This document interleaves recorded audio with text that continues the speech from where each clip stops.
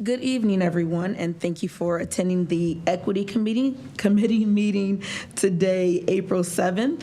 The time now is 5:37, and is there any public comments? No?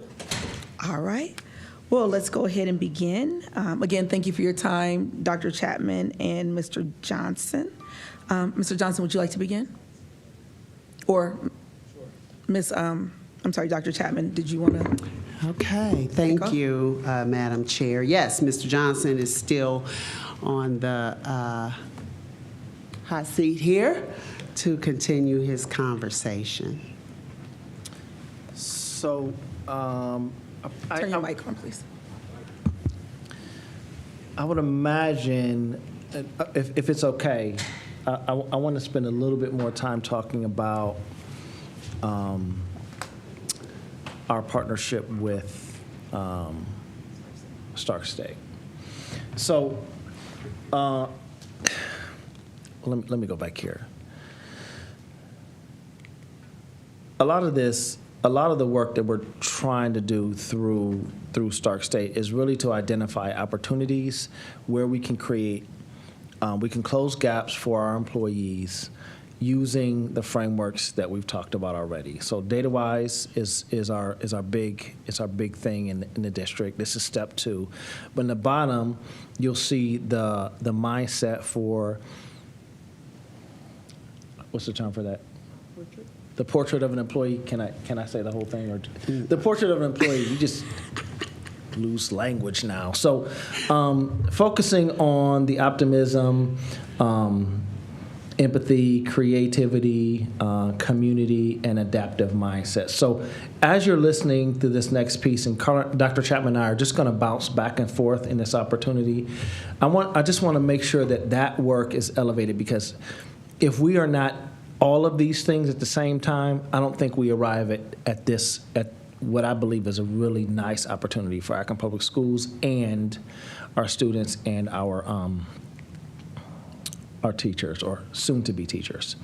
So to dig a little bit deeper into this reimbursement, currently this group has a reimbursement strategy of X amount of dollars, where if they're a paraprofessional as part of this group, they can apply for reimbursement of courses so long as these courses are approved and increase their professional job skills to prepare them for a promotion.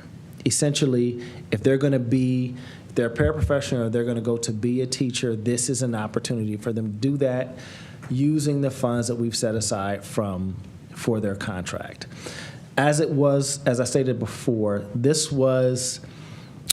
have to pay for their courses and then apply to the district, and then the district would reimburse them, and then a lot of times that reimbursement didn't come after, it came after their next semester's courses. So they would have to pay for fall semester in real time, and then spring semester, and then their tuition reimbursement will come sometime after that. In conversation with Dr. Chapman, our goal was, how can we create an opportunity that minimized, that closed the gap for these participants and get them to a place where they can be full-time teachers with Akron Public Schools.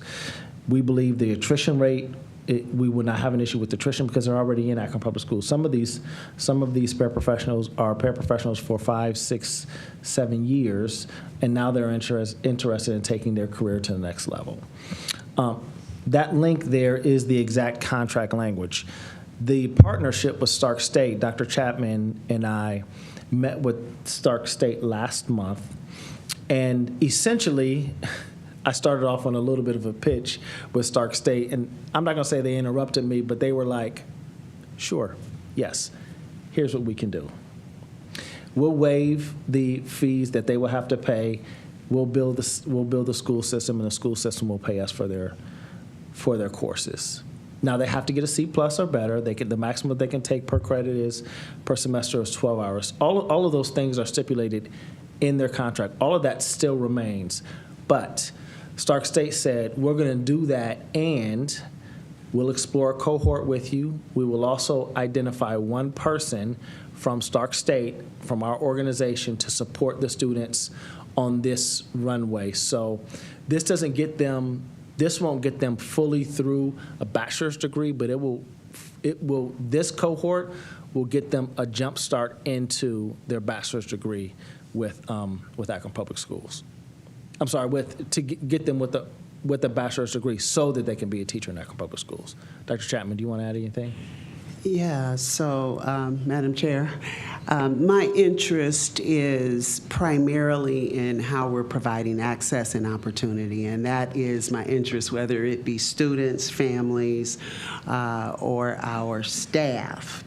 And so I thought and wondered that the upfront barrier of paying for tuition and then getting reimbursed for lower wage earning staff would possibly eliminate the opportunity for some.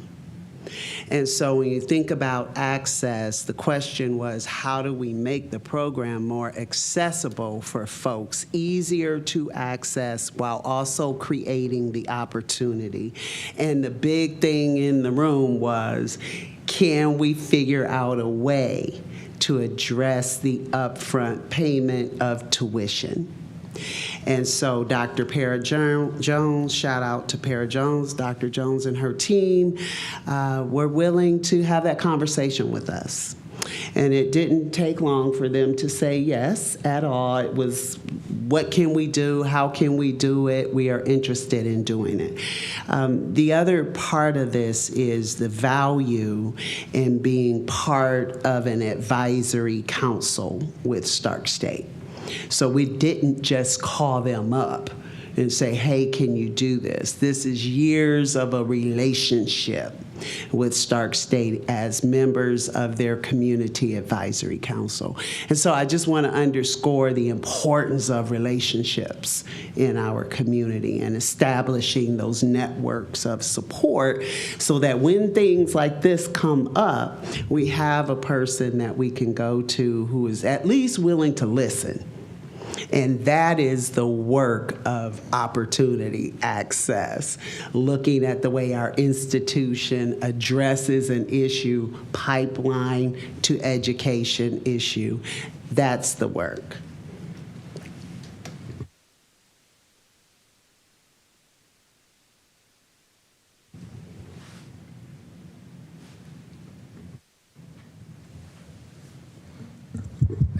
You're looking at me like you're done? Yes. That was your part? Okay, Yes. well, I will just say shout out to Stark State. They have done some amazing things, especially since they've come to the city of Akron. I know with my employer that our employees and their families can go to Stark State. So that's a wonderful opportunity. I did have a question that I wrote down.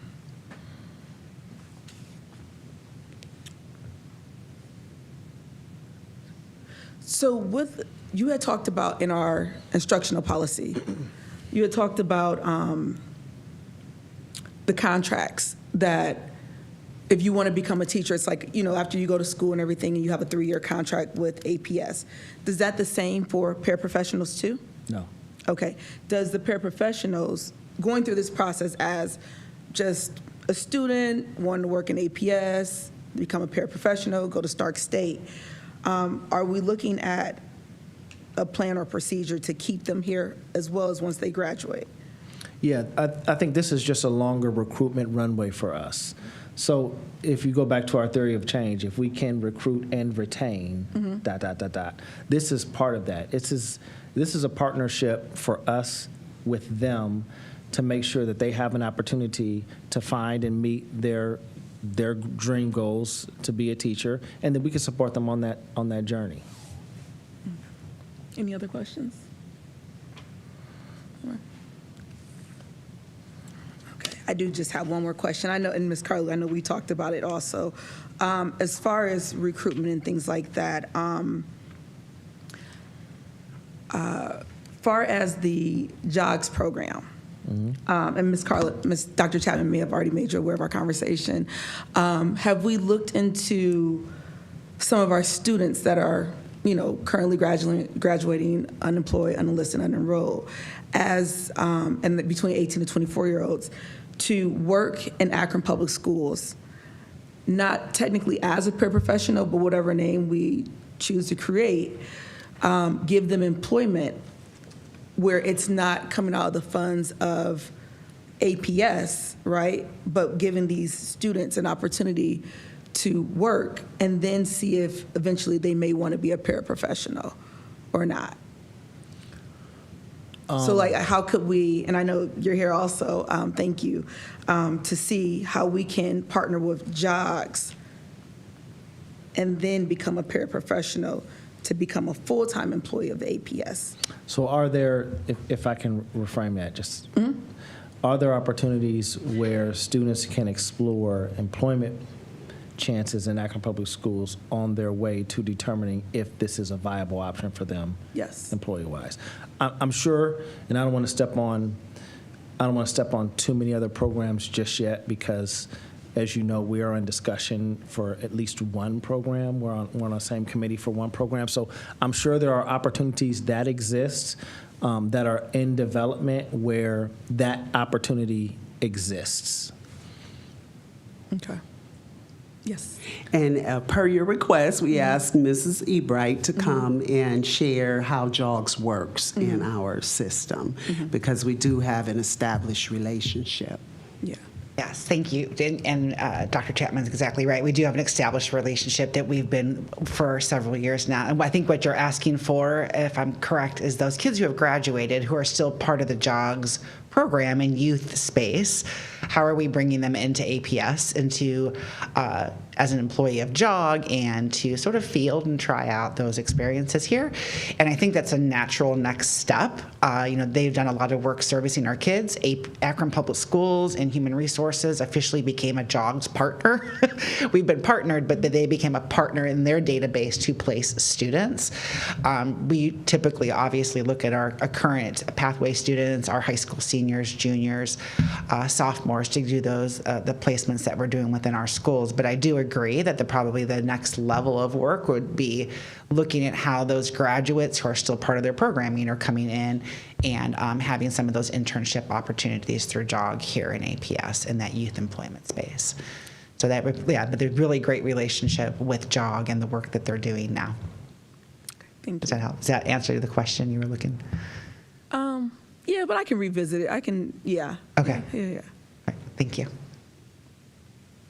Thank you. Okay.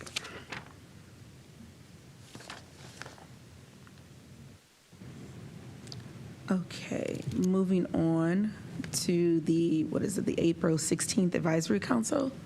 Yes, Dr. Chapman? so wanted to report on the continuation of work in our system around supporting our staff who touch children.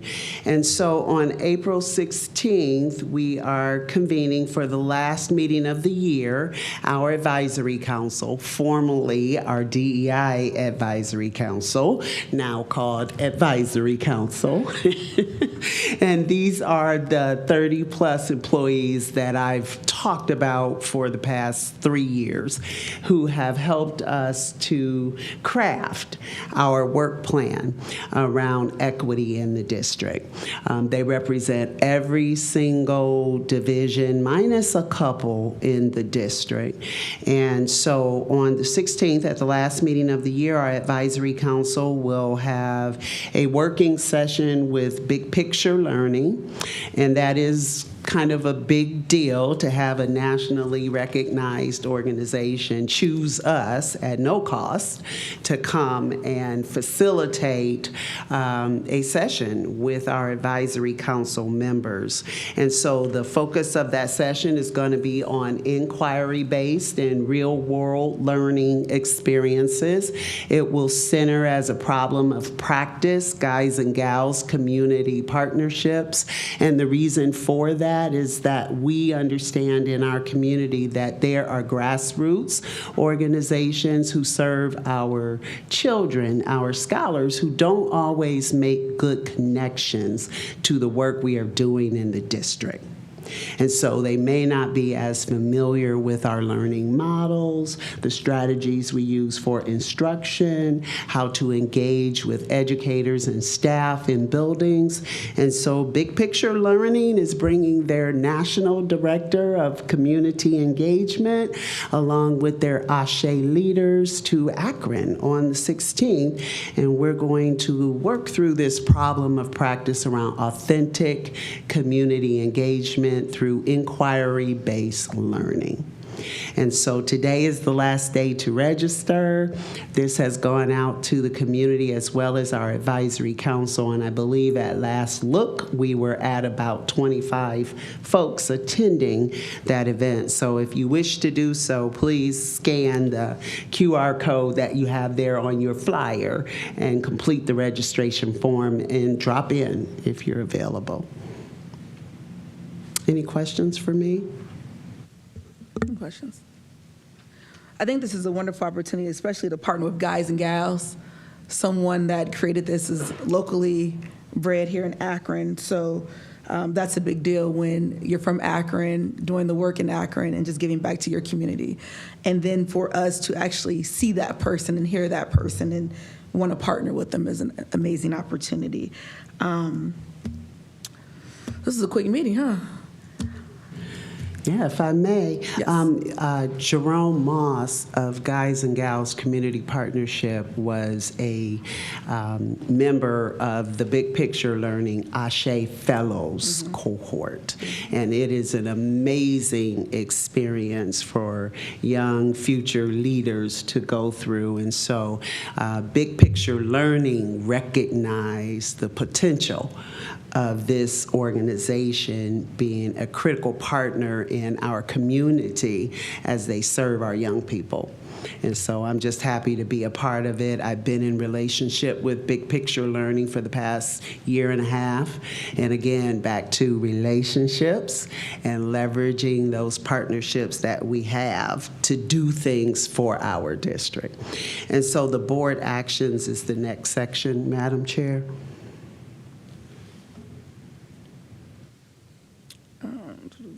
So the board actions here says upcoming board recommendations for approval of MOU between Stark State University and Akron Public Schools. And then also board recommendations for approval of a no-cost contract with the Big Picture Learning at the April 14th, which is next Monday board meeting. And when things have no cost and it's a great opportunity for our kids, that goes without saying.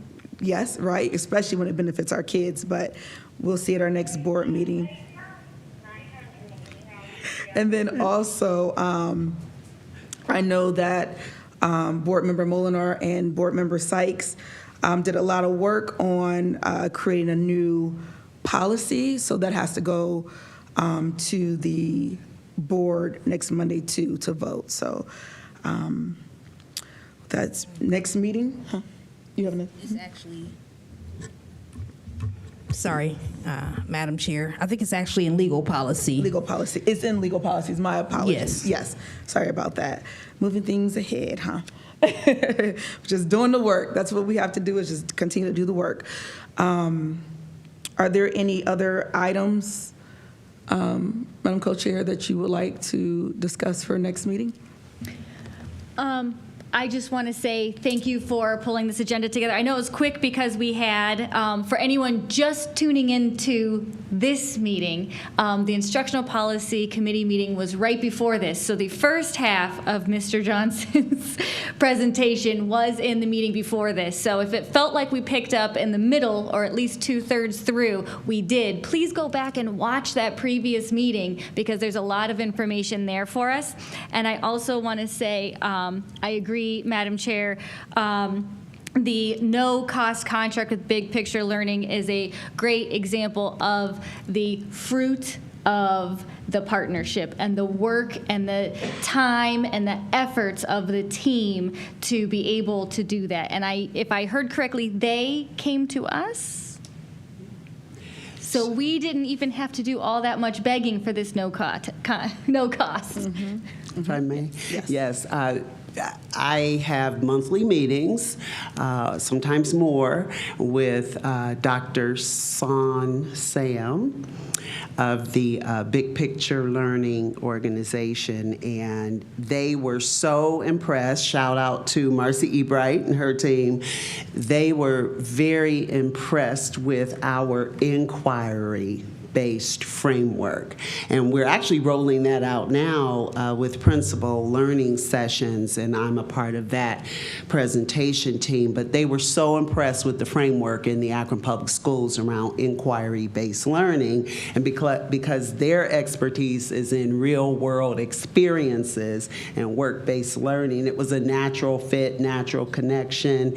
We already had our advisory committee ready to go. They were looking for this captive audience to work with, and these are folks who can learn and use and apply the information that they'll share. So Marcy will be a part of that. She's going to stop in. Mr. Johnson's going to come and check that out because it will also feed into and inform his work. And so making those connections, yes. Yes, so thank you again for all of that, because no cost does not mean free. There was significant investment that was done to make this happen. So thank you to everyone involved in this effort. And I also want to say thank you for the organization of this agenda too, to let me know not just what you're telling me, but why you're telling me I'm going to need to vote on something. So I really appreciate this section here. The board action for 23.4, it looks like big picture learning, as Madam Chair said, and then the MOU Stark State. We don't have a date on that yet, but you'll remind us. But as soon as we have one, it will be there. Yes. Yep. So thank you for your efforts in here too, to remind me what you want me to do. Thank you. Well, again, thank you all so much just for this information. And like Co-Chair Molinar, the board actions, that's very helpful so that we could, also let our colleagues know that this is coming about. Makes things a little easier to move smoothly. Next board meeting is May 5th, 2025. If there's no other questions or anything, we can. Oh, she has a question now. Well, and I apologize. No, Thank you, fine. Madam Chair. I was not at the last equity committee meeting, and so I guess my question is around the naming of the committee. So I don't know if that was discussed at the last meeting, or is that a future item? I know another letter may or may not have possibly went out as well. So I just wanted to say that out loud, because all of this DEI stuff is still unfolding every day as we speak. And so I know I get a lot of inquiries still, and I tell people our policy actually technically still stands until the board takes, further action on it. But as far as the name, I just wanted to inquire about that. You can go ahead. Yes, so at the last equity committee meeting, we did, what's in the minutes here, we did finalize the equity committees, the current equity committees, recommendations for a new policy. It is not necessarily a replacement policy, especially if someone is searching for the term replacement policy. It is a new policy, and in that policy, there is a new name for the committee included. So all of that was brought to the legal committee, and so the legal committee, as the legal committee has it, if that policy passes, it would it would not change the name of this committee. It would actually end this committee and then start a new committee, if that follows through. So the legal policy committee usually does first read in committee, second read, full board, third read, full board passage. If the legal committee or other board members, majority of board members would like to suspend the rules and expedite that, if the majority of the board feels that we need to do that, that is the option for that and the renaming of the committee and the policies. Is that everything? I think so. Thank you for that. And to your question about something else coming out, I think 3 days ago, maybe 3 or 4 days ago, the U.S. Department is escalating fight against DEI K through 12. So to your question, yes, something else did come out about that. So by you stating that this will totally end the equity committee and something else is created, we just have to make sure that, and I know you guys did a lot of work on that, that it does not look like or seem as if we did wordsmithing and different things like that, because we can get dinged and we don't want to lose our Title I funds of what, $84 million. So we just have to be mindful of that. So anything else? And I'm sorry, what was the name or the proposed name? I will have to look that up. If it's not handy, you can. It's right. Okay.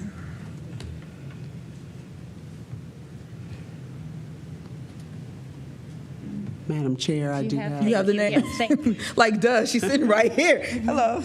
It was Comprehensive Institutional Oversight Committee. Okay.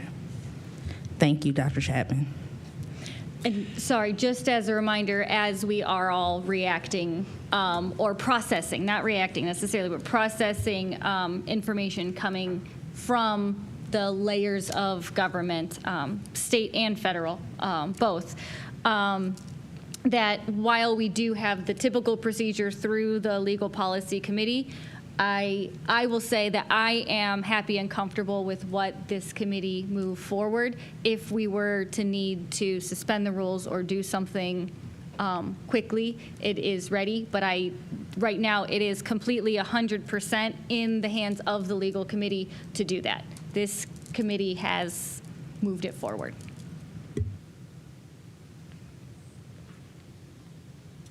Okay. All right, so we can go ahead. Did you have a question? I'm sorry. Did you have something to say? Not a question, Madam Chair, if I may. On today, I had the opportunity to review a community engagement committee presentation offered by Summa Health around the challenging landscape on DEI. And they did such an excellent job with their legal counsel in laying out every single one of the, it was 70 pages of executive orders, and providing the overview, the actions that should be taken, what is legal and what is not, and the cases that have occurred as a result of those executive orders. And it made me wonder if it is something we might consider for our board and our employees, because it was presented with the expertise of legal guidance in that particular area of work, and I had not seen anything like it. I have reached out to my counterpart at Summa to get more information about whether or not that can be shared, because it was work of the Community Engagement Committee, and so I'm not sure if that could be shared. But it was insightful, informative, and accurate in its representation of how we should be thinking about moving forward. I just wanted to add that. Thank you for that. And I would love for our legal counsel to be at our meetings as well as our committee meetings so that they can share insight as we move along also. So thank you for that. So when you find out, please let us know. I don't want to say adjournment again because we talking, so. Anything else? Go around the table. Mr. Johnson, anything else you want to touch on? No. Okay. Dr. Chapman? Dr. Mulliner? Ms. Autry? I'll just say, since we keep mentioning the legal policy, that meeting is April 21st at 5:30.